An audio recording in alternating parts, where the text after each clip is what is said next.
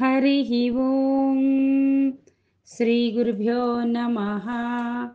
హరిః ఓం. వాక్య విభూతి అనే శీర్షికలో భగవాన్ శ్రీ సత్యసాయి బాబా వారి ఉపదేశం తెలుసుకుందాం. సాయి శరణం, బాబా శరణం. అహంకారము అనే రోగమునకు నివారణ లేదు.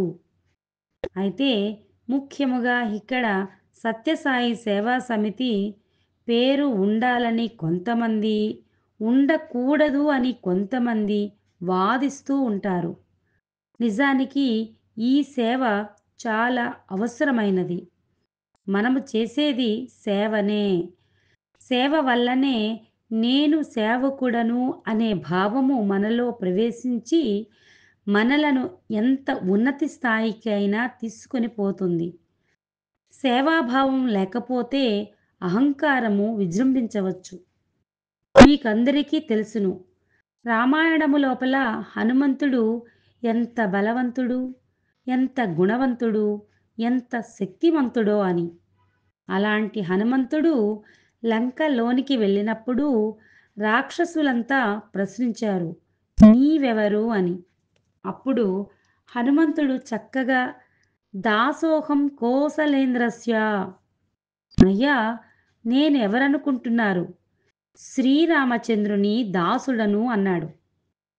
సర్వెంట్ అనే దాని లోపల ఎంతో గుణము ఉంటుంది, ఎంతో ఫలము ఉంటుంది, ఎంతో తేజస్సు ఉంటుంది. అప్పుడే దైవబలము కూడాను అందులో ప్రవేశిస్తుంది. నేను దాసుడు కాదనుకున్నప్పుడు అహంకారము ప్రవేశిస్తుంది.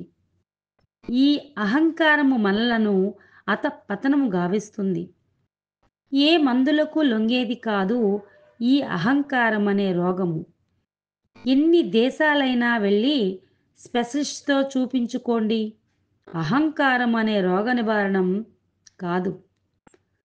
ఒక్క వినయముతోనే అహంకారము నశిస్తుంది.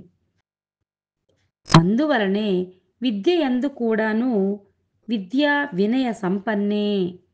విద్యావంతుడైన వాడు వినయముగా ఉండాలన్నారు.